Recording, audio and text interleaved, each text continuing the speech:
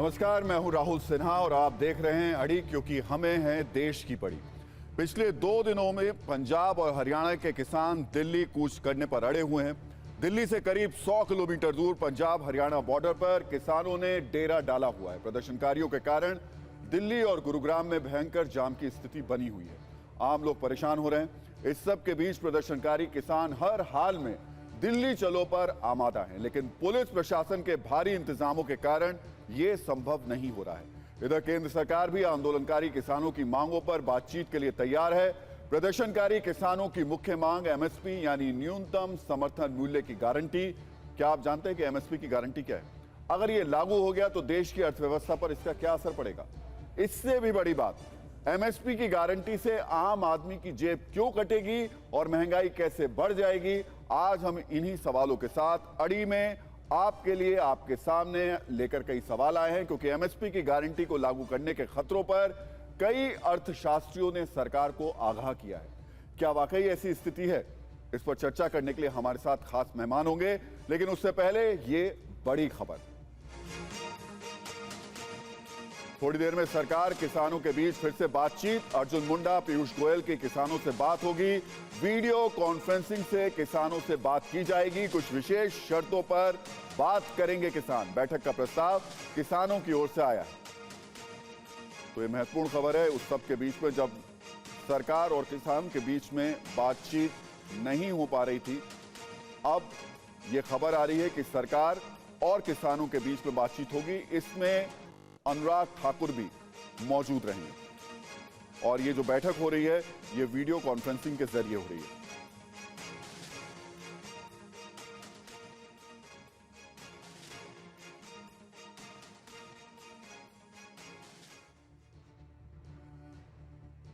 तो सबसे पहले आपको यह जानना जरूरी है कि किसान जिस स्वामीनाथन कमेटी की सिफारिशों को लागू कराने की मांग कर रहे हैं उसमें क्या है। स्वामीनाथन कमेटी की रिपोर्ट कहती है कि किसानों की फसल के लिए न्यूनतम समर्थन मूल्य यानी एमएसपी की गारंटी तय हो और एमएसपी के लिए C2 प्लस 50% फॉर्मूला लागू किया जाए। किसानों को उनकी लागत में 1.5 गुना यानी 50% जोड़कर मिले। खाद्य और न्यूट्रिशन सिक्योरिटी पर रणनीति बने। खेतों की प्रोडक्टिविटी और स्थिरता में सुधार हो। किसानों को मिलने वाले कर्ज का फ्लो बढ़े। पहाड़ी तटीय क्षेत्रों में किसानों के लिए खेती कार्यक्रम बने। कृषि से जुड़े सामान की क्वालिटी और लागत सुधरे। बेहतर कृषि के लिए स्थानीय निकायों को सशक्त बनाया जाए। स्वामीनाथन कमेटी की रिपोर्ट में एमएसपी की गारंटी वाली बात पर किसान अड़े हुए हैं। अब आपको यह भी समझना होगा कि आखिर एमएसपी तय करने का फॉर्मूला क्या होता है, कैसे सरकार एमएसपी तय करती है। एमएसपी तय करने के लिए 3 पार्ट में उसको बांटा गया है। पहला है A2, इसमें खेती की लागत जिसमें खाद, बीज, सिंचाई, कटाई की लागत तय होती है। फिर A2 के साथ FL यानी फैमिली लेबर, यानी जो परिवार के लोग खेत में मेहनत करते हैं, और फिर A2 प्लस FL को मिलाकर जो बनता है वो होता है C2, जिसमें कुल पूंजी और भूमि किराया शामिल होता है। और इस सब को यानी A2 plus FL plus C2 को मिलाकर एमएसपी तय की जाती है। यानी एमएसपी बहुत आसान नहीं है, फॉर्मूला इसका कठिन है। आपको एमएसपी का फॉर्मूला हमने दिखा दिया, समझा भी दिया, लेकिन अब मान लीजिए कि अगर सरकार एमएसपी की गारंटी दे दे तो होगा क्या। कभी गेहूं की कुल लागत 1652 तय है अभी के वक्त में, और इस आधार पर घोषित एमएसपी है 2275 रुपए। लेकिन अगर स्वामीनाथन कमेटी की सिफारिश सरकार मान ले और एमएसपी पर गारंटी दे दे तो गेहूं का रेट हो जाएगा 2478 रुपए। इसी तरह जो कि लागत है 1614 और घोषित एमएसपी है 1850, लेकिन अगर एमएसपी पर गारंटी हुई तो जौ 2421 रुपए का हो जाएगा। ये हम जौ की बात कर रहे हैं। इसी तरह चना की लागत 4547 और घोषित एमएसपी है 5440, लेकिन अगर एमएसपी पर गारंटी हुई तो चना 6820 रुपए हो जाएगा। मसूर अभी घोषित एमएसपी के साथ 6425 के है, लेकिन गारंटी के बाद यह 7335 की हो जाएगी। सरसों घोषित एमएसपी के साथ अभी 5650 है, लेकिन सरकार ने गारंटी दे दी तो सरसों 6102 का हो जाएगा। कपास की घोषित एमएसपी के साथ इस वक्त जो कीमत है वो 5414 है, लेकिन एमएसपी की गारंटी के बाद 8121 का हो जाएगा। यह भी बता दें आपको कि हमने जो रेट दिखाए हैं वो प्रति क्विंटल के हिसाब से हैं। अब मान लीजिए कि सरकार ने अगर एमएसपी की गारंटी दे दी तो महंगाई कैसे बढ़ेगी और कौन कौन सी चीजें महंगी होंगी। गेहूं 203 रुपए महंगा होगा, तो आटा, इससे ब्रेड, इससे कुकीज, केक, दलिया, पास्ता, रस, सिवई, नूडल्स के दाम 9% तक बढ़ जाएंगे। जौ 571 रुपए महंगा हुआ तो ब्रेड, सूप, बेकरी, आटा, मिश्रण और स्टू के दाम 30% तक बढ़ जाएंगे। इसी तरह अगर चना, जिसका दाम 1380 रुपए बढ़ा, तो कच्चा चना, दाल, बेसन के दाम 26% तक बढ़ जाएंगे। मसूर के दाम 910 रुपए बढ़े तो सूप, सलाद 14 से 16% तक महंगे हो जाएंगे। सरसों की कीमत 452 रुपए तक बढ़ी तो तेल, अचार, साबुन, ग्लिसरॉल और खली के दाम 8% तक बढ़ जाएंगे। कपास के दाम 2321 रुपए तक बढ़े तो कपड़े 40% तक महंगे हो जाएंगे। एमएसपी की गारंटी हुई तो भारत में अर्थव्यवस्था की हालत क्या होगी वो भी देख लीजिए। अर्थव्यवस्था के जानकार बता रहे हैं कि सरकार पर 17 लाख करोड़ रुपए का अतिरिक्त बोझ बढ़ जाएगा, जबकि भारत का कृषि बजट 1,25,000 करोड़ रुपए है। यानी सीधे सीधे कृषि बजट पर करीब 13 गुना बोझ बढ़ जाएगा। और ऐसे में अर्थव्यवस्था पर कितना बुरा असर पड़ेगा इससे यह साफ दिखाई देता है। और इस पर मेरे साथ बात करने के लिए सुनील अलग साहब हैं, अर्थशास्त्री हैं। इसके अलावा मेजर सिंह पुन्नावाला हैं, महासचिव हैं पंजाब किसान सभा के। डॉक्टर कृष्णवीर चौधरी हैं, अध्यक्ष भारतीय कृषक समाज के। प्रोफेसर संगीत कुमार रागी राजनीतिक विश्लेषक हैं। अतुल पाटिल साहब हमारे साथ हैं, ये कांग्रेस के प्रवक्ता हैं। लेकिन महत्वपूर्ण बात यह कि इस वक्त सबसे बड़ा जो सवाल उठ रहा है वो किसानों को लेकर उठ रहा है। अभी जो खबर आ रही है कि किसान और सरकार के बीच बातचीत हो सकती है, और मुझे लगता है कि इसमें सबसे पहले संगीत जी, इस बातचीत को लेकर के आपको लग रहा है कि किसान वाकई किसी निष्कर्ष तक पहुंच पाएंगे? ये जो बातचीत दिखाई दे रही है, इसमें जो मुद्दे रखे जा रहे हैं वो किसी हल तक पहुंच पाएंगे? देखिए राहुल जी, मैं थोड़ा बिना लाग लपेट के कहूंगा कि मुझे ऐसा लगता है कि मेरे आकलन में यह पूरा राजनीति से प्रेरित आंदोलन है, जिसके पीछे कांग्रेस पार्टी का हाथ है और आम आदमी पार्टी का हाथ है। आम आदमी पार्टी के भगवंत सिंह मान ने इसको खाद पानी दिया है।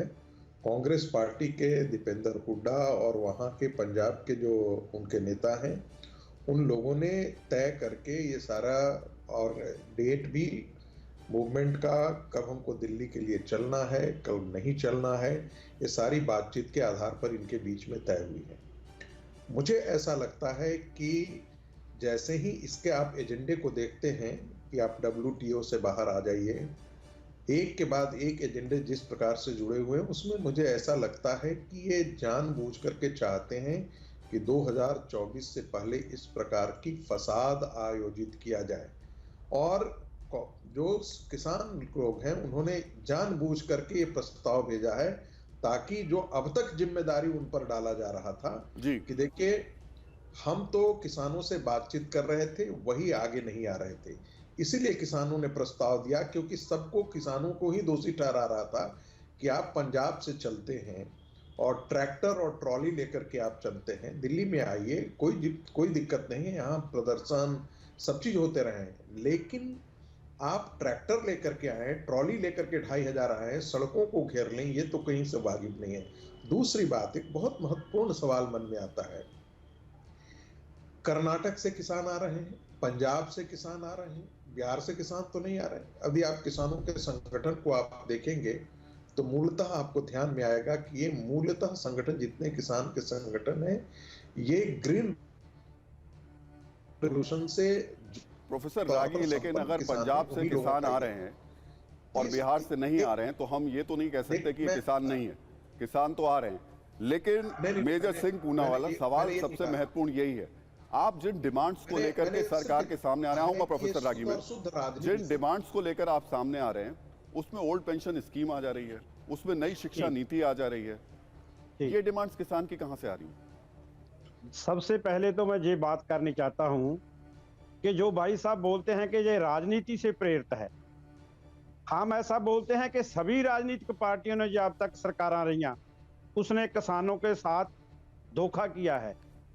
आम आदमी पार्टी पंजाब में आई, उन्होंने किसानों के साथ वादे किए, पूरे नहीं किए, हम उनके साथ धरने लगाए, मुख्यमंत्री के घर के आगे धरने लगातार जारी। और कांग्रेस जिसकी बात करते हैं, कांग्रेस ने एमएसपी की बात करते हैं, डॉक्टर स्वामीनाथन की, उन्होंने उनकी रिपोर्ट बनाई, उसको फाइलों पर गर्दनी चाड़ी, वहां फाइलों को नीचे छोड़ दिया, उसको लागू नहीं किया। हम किसी राजनीतिक पार्टी से प्रेरित नहीं, हम किसान हैं, किसानों की बात करते हैं। आपने जो बात की कि कहां से आया जेब मांगे, उसमें एजुकेशन की या और बात करते हैं। हम जब दिल्ली में गए थे, हमारे 3 कानून रद्द करने के बाद वापस आए, सरकार ने हमें लिखती तौर पे ये वादा दिया था कि जो मांगे हैं उसको हम बैठकर बाद में सुलझा लेंगे। उसमें एमएसपी की बात थी। 2 साल हो गए, सरकार ने उस एमएसपी पर बात ही नहीं की। हम तो सिर्फ इतना ही चाहते हैं कि जो सरकार उनका एमएसपी ऐलान करती है 23 वस्तुओं पर, 23 जिनसों पर ऐलान करती है, उस पर एमएसपी पर खरीदी जाए। वो उनको खरीदा नहीं जा सकता। मेजर साहब, हम तो खरीदने की बात करते हैं। एमएसपी है, आप ये कह रहे हैं कि सिर्फ एमएसपी है। मैं बात करता हूं एमएसपी के साथ जो हमारा था लखीमपुर खीरी में क्या हुआ। वहां सिट ने बोला कि किसानों को जो कुचला गया है, बाप प्लान एक प्लान के तहत किसानों को कुचला गया, जो उसकी बनाई हुई सिट में बात की। मेजर साहब, हम कहते हैं उल्टा किसानों पर केस बना दी। सवाल इसलिए तो खड़े हो रहे हैं, आप एमएसपी की बात करते हैं, पूरे देश के किसान उसमें आ जाते हैं, लेकिन लखीमपुर में यूपी का किसान अभी आपके साथ नहीं है। आपकी डिमांड्स की लिस्ट लगातार बढ़ती चली जा रही है। सुनिए, हम दिल्ली से वापस गए, हमारे लिखती तौर पे सरकार ने हमें जो वादा किया था, उनमें अखिल लखीमपुर खीरी था, उसमें बिजली बिल 2020 का के हम पास नहीं। ओल्ड पेंशन स्कीम भी था उसमें, ओल्ड पेंशन स्कीम थी उसमें। चलिए आते हैं, लेकिन जो बात किसान नेता कह रहे हैं उसमें जो दिल्ली आने के जी लिखती तौर पे सरकार ने भी जो हमारे साथ वादा किया था, ये दिल्ली आने की बात आज से 40 दिन पहले किसानों ने ऐलान कर दिया था कि सरकार ने हमारी बात नहीं मानी। हमने गवर्नरों राही मांग पत्र दिया, डीसी राही दिया, हमने धरने लगाए, इसलिए हम दिल्ली आएंगे। 40 दिन पहले कभी भी बात की जा सकती थी। किसान तो बात, हम भी चाहते हैं कि बात करने से ही बात निबड़ेगी। किसान पुरअमन दिल्ली आते थे कि रास्ते में तो हरियाणा की सरकार ने रोका है। किसान दिल्ली जाते हैं। सवाल सबसे बड़ा यही है कि बातचीत के लिए माहौल भी तो होना चाहिए। आप अचानक अल्टीमेटम दे करके कह रहे हैं कि अब या तो बात करिए या तो ऐलान कीजिए, नहीं तो फिर बात नहीं हो पाएगी। लेकिन महत्वपूर्ण बात अतुल जी महत्वपूर्ण बात यह है तो हरियाणा की सरकार ने खराब किया है। अभी आप कह रहे हैं आपके नेता, खासतौर से आज राहुल गांधी ने किसान लोगों से, जो वहां पर बैठे हुए किसान हैं, उनसे बातचीत भी की थी, फोन पर बात की और कहा कि हम आपके साथ हैं, बेस्ट ऑफ लक भी कहा। लेकिन किसान तो कह रहे हैं कि जो काम बीजेपी ने किया वही काम तो कांग्रेस ने किया था उनके साथ। नहीं, बिल्कुल नहीं। लेकिन सबसे पहले एक बात मैं रखना चाहता हूं यहाँ पर एकदम स्पष्ट तरीके से, बिना लाग लपेट के। किसने कहा था महाराष्ट्र के यवतमाल के दाबड़ी गांव से कि C2 प्लस 50% भाजपा की सरकार आते बराबर देंगे? उनका नाम है नरेंद्र मोदी। किसने बाद में 2015 में आते बराबर सुप्रीम कोर्ट में हलफनामा दाखिल करके दिया कि हम दे नहीं सकते? उनका नाम है नरेंद्र मोदी। किन्होंने 3 काले कानून लाए थे जो 25 लाख करोड़ का सारा व्यापार जो है वो अपने दोस्तों के गले में डालने का, उनके खीसे में डालने का काम किया था, वो है नरेंद्र मोदी। उसके खिलाफ किसने आंदोलन किया? किसानों ने आंदोलन किया। 12 मिनट में लाया, लोकसभा में चर्चा नहीं हुई। वापस लिया, 12 मिनट में वापस लिया, चर्चा नहीं हुई। फिर किसानों को लिख के किसने दिया था कि एमएसपी के ऊपर हम एक समिति गठित करेंगे और वो समिति जो है वो अपना रिपोर्ट देगी। 2 साल पहले उन्होंने लिख के दिया था। अतुल जी, 2004 से 14 तक सरकार किसकी थी? C2 प्लस देंगे। 4 से 14 तक सरकार किसकी थी देश में? मैं बताता हूँ ना आपको। स्वामीनाथन की रिपोर्ट कब आई थी? मैं बताता हूँ ना आपको हमने क्या क्या दिया। सुनो ना, मेरी बात सुनो। अभी मैं लेके ही बैठा हूं। मैं चावल और तुअर 2 चीजों का एमएसपी जो है लेकर बैठा हूं। 2004 में जब इनकी सरकार गई तो 560 रुपए क्विंटल था। 2013-14 में आई तो 1625 हुआ। कितना हुआ? सारा निकालोगे तो 140 से 160% का बढ़ोतरी जो है वो हमने दी। तुअर थी 2004-5 में 1390, 2009-10 में हो गई 2300 और 2014-15 में है 5450। इन्होंने 1%, 1.5%, जब सब काम आपने कर ही दिया था तुल जी, तो फिर किसान बैठे क्यों हैं सड़क पे? अगर 4 से 14 तक आपने सब कर दिया तो फिर ये बैठे क्यों हैं? नहीं, अगर आप ही ने सब कर दिया था, आप कह रहे हैं आपने कर दिया था, तो फिर ये क्यों बैठे हुए हैं? राहुल जी, एक छोटी सी टिप्पणी कर दूं। राहुल जी, आज आप हमको 10 साल के बाद पूछ रहे हैं, बीजेपी के शासन के बाद बीजेपी ने इनके साथ धोखा किया इसलिए पूछ रहे हैं। ये तलवे चाटू पत्रकार आके बैठ के सीधा आरोप करते हैं कांग्रेस का हाथ है इसमें, यानी कभी कहते हैं किसानों को खालिस्तानी, मेरा बड़ा सीधा सवाल है आपसे, कभी कहते हैं चीन पर, 4 से ये सारे 14 लोग तक कहते हैं। आपकी सरकार थी राहुल जी आपने उन रिपोर्ट्स को अगर लागू कर देते तो क्या ये किसान आज वहां बैठे होते? आप कह रहे हैं हमने किया था तो फिर ये क्यों बैठे हुए हैं यहाँ पे? राहुल जी, 2004 से 2014 तक किसान इस तरह से रास्ते पर नहीं आए क्योंकि हमने बिना कहे जो बढ़ोतरी दी है वो बढ़ोतरी के उदाहरण मैंने आपको दिए हैं, और मार्केट से रेट भी उनको मिलता था। अभी मार्केट से रेट नहीं मिल रहा 2014 के बाद, और इसीलिए फिर C2 का वादा किसने किया था? C2 प्लस 50% का वादा देश के प्रधानमंत्री ने किया था, और मुकर कौन गया? देश के प्रधानमंत्री मुकर गए। प्रोफेसर और हर रागी, चीज से आप मुकर जल्दी गए, से इस केवल पर इससे रिएक्शन नहीं दीजिए, मुकर उसके गए। बाद और मैं किसने चलूंगा कहा आपसे? डॉक्टर कृष्णवीर चौधरी के पास। एक मिनट राहुल जी, नहीं, एक मिनट राहुल जी, मेरी बात पूरी नहीं हुई है। राहुल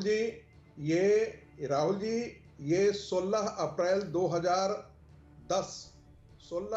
2010 को राज्यसभा में कांग्रेस पार्टी का अधिकृत बयान है, सरकार का अधिकृत बयान है कि हम एमएसपी C2 फॉर्मूले के तहत नहीं दे सकते हैं। ये मैं आपके स्क्रीन पर दिखा रहा हूं पूरा, आप इसे देख लीजिए।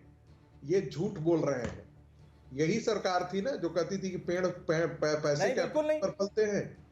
डिफेंस के लिए इनके पास नहीं, मेरा रिबटल लेना। इंफ्रास्ट्रक्चर के लिए इनके पास पैसे नहीं थे।